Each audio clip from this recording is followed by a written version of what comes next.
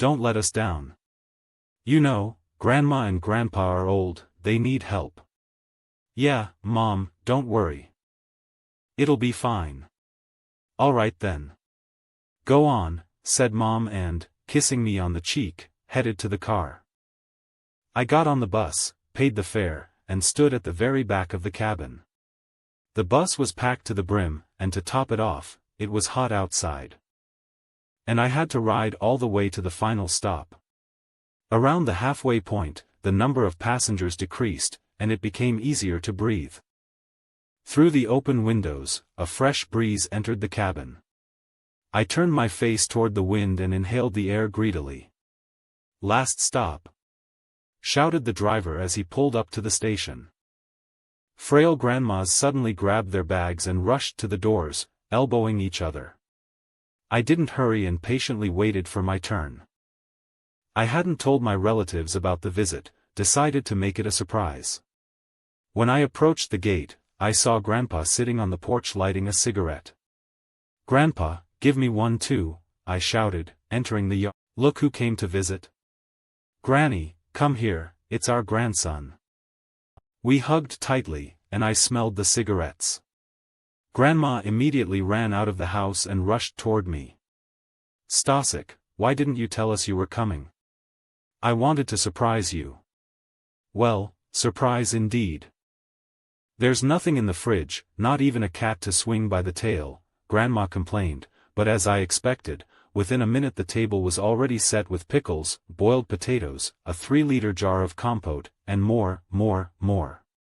Are you staying for long? Grandpa asked. For a couple of weeks at least. We'll see after that. You should stay. Stay until September. What's there for you in that city of yours? Breathing in dust and smog, added Grandma. I asked if there were people my age in the village. Not much youth here, but some come for the summer, Grandma said. I heard Yasha came 2 days ago. Really? I asked with a full mouth. Yep, you should definitely go see him. Yasha, my childhood friend. Last time we saw each other, we were 13. We didn't exchange contacts, and I tried to find him on social media but couldn't. After lunch, I helped Grandma clear the table and went for a walk through the village. On the main street, I stopped by the general store to buy some water. Are you 18 at least? The heavy-set cashier asked the guy in front of me. I can show you my ID, he answered. The cashier smiled. Yashka, is that you? I didn't even recognize you. As he was packing bottles, I lightly tapped his shoulder. Do you remember me too?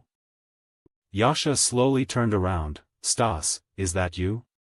We hugged tightly. I bought the water and we left together. Where are you headed? I asked, pointing at his bag. My parents asked me to buy this. They're going to grill shashlik. Then I'm going to Uncle Grisha. Remember him? Lives in the red house at the end of the street. Sort of remember. Skinny guy with gold teeth? Yeah, that's him. Lost his mind. Local old ladies watch over him, mine included. Yasha said Uncle Grisha warned, don't go to the dry lake after sunset. We argued about the origin of his madness. Some said it was a curse, others said it was his daughter who never visited him. In the red house, everything was covered in crosses. Uncle Grisha said almost nothing, but when we were leaving, he suddenly screamed, don't go to the dry lake after sunset. That evening Grandpa grilled fish, Grandma brought out her homemade liqueurs, and I overdid it, blacked out. In the morning, Grandma woke me up. Wake up, your friend is here. Yasha stood at the gate, trembling and glancing around. I went to the lake last night, he began. I was drunk, bored. There was a woman in black, her face distorted, eyes turned black, mouth stretched. Then there were many of them, they danced around me in a circle. I passed out.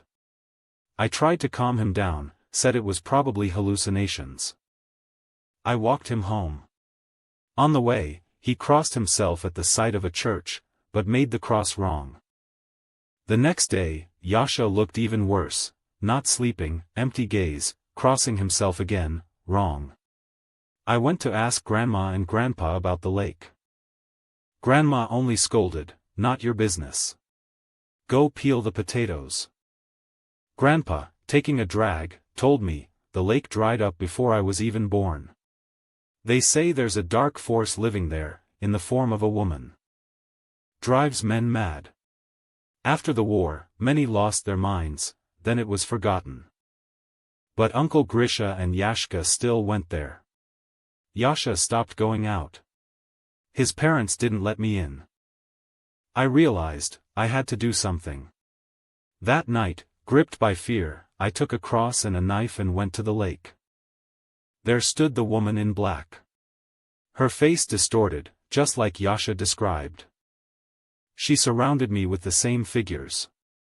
I began to recite the Lord's Prayer, and they slowed down, then began to disappear. The last one I stabbed, she dissolved, leaving a black liquid. I barely made it back home. In the morning, the ambulance came. I spent a month in the district hospital. Yasha ended up in a psychiatric facility. Rumors spread in the village. Once, a girl drowned herself in that lake over unrequited love. Now her spirit seeks revenge. When I returned from the hospital, the village seemed 10 years older. The elders on the store bench whispered, eyes glinting from under brows. Children, once impossible to keep indoors, now stayed only near their windows. Grandma met me silently, hugged me, kissed my forehead, and said just one thing, "Don't go there again." I nodded, but I knew, there now lived inside me. In the hospital, they gave me diagnoses from acute psycho-emotional disorder to unspecified epilepsy, but the pills didn't cure the main thing. Every night, when I close my eyes, I see 4 black figures at my bedside, drawing a cross in the air, from bottom to top. Yasha lay in the regional psychiatric hospital. His parents brought him parcels once a month. They didn't allow me in. But one day, when Mom went with them, I snuck into the reception.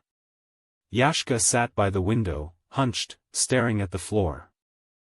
A white bracelet on his wrist, under observation. "Yush," I called. He looked up. For a moment, something familiar flashed in his eyes, then faded. "You saw her too?" he whispered. "Yes. She's nearby. Always nearby." In the mirror, in the turned-off TV, he raised his hand and pointed to my reflection in the glass. "There she is." I recoiled, behind my shoulder, a black silhouette really flickered. I turned, nothing. "They won't leave until they finish," said Yasha, and suddenly opened his mouth so wide his cheeks split with blood. I ran out of the room, his hoarse laughter chasing me. That night, for the first time, I tried to end it all for good. I took gasoline from Grandpa's garage, a bucket of lime from the shed, and went to the lake.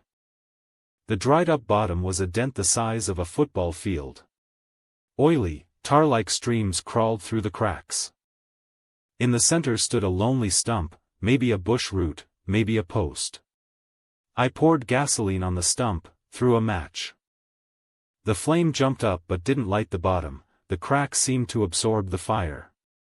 And then I noticed, along the rim stood 4 women in black, heads bowed. They didn't move, but I knew, they were watching me. I poured lime in a circle, read the Lord's Prayer, and heard the cracks begin to close. The bottom trembled like a yawning mouth, and a smell rose, sweet, rotten, like swamp flowers. Then behind me, the gate slammed, and Grandpa's voice sounded, "Stas. Come back." I turned, Grandpa walked toward me with a flashlight, behind him, Grandma with an icon. They entered the circle, ignoring the women, and Grandma pressed the icon to my chest. "This is not your war," she said. "This is the war of the forgotten." The women in black dissolved like smoke. The lake bed collapsed inward, forming a perfectly smooth crater. Grandpa threw a bundle of wormwood, Grandma, a handful of salt. It's closed now, Grandpa said. But not for us. For you, forever. They brought me home. In the morning, I packed my suitcase. Mom called me back to the city. At the station, I hugged Grandma and almost asked, what if she comes back? But I stayed silent. The last thing I saw from the bus window was the lake, already filled with concrete.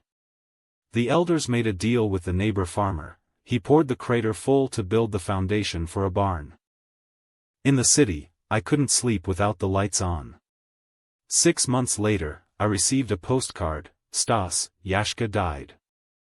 Hanged himself with his pajama cord. Buried in the village cemetery. Come if you can. I didn't go. Instead, I bought a Mozabrick set, the one from the ad where you build photos from tiny cubes.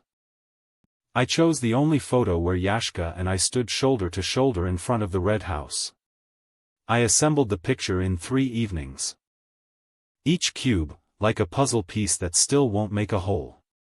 When it was done, I hung the frame on the wall and, for the first time in a long time, turned off the lights. In the dark, on the mosaic of cubes, I saw a face. It shimmered, like water flowed over the image. The woman in black looked straight at me and slowly drew a cross in the air. I turned on the light. The face vanished. But on the floor, a dark drop remained, immediately absorbed into the linoleum. Since then, I never turn off the lights. And every year, in July, when Mozabrick offers its 34% discount again, I order a new set. I build photos of those who've disappeared. Because I know, as long as I keep them in cubes, they can't come out. And in the window, behind the curtain, the 4th cube still stands. It didn't fit in the frame. Sometimes, at night, it knocks. And in the morning, when I opened my eyes, the rain was still falling. And the drops running down the glass weren't water, they were black as tar. I approached the window.